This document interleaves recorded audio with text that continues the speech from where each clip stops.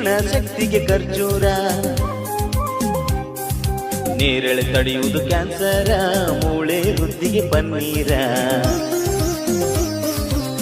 ಲೈಂಗಿಕ ಶಕ್ತಿಗೆ ನುಗ್ಗೆಕಾಯಿ,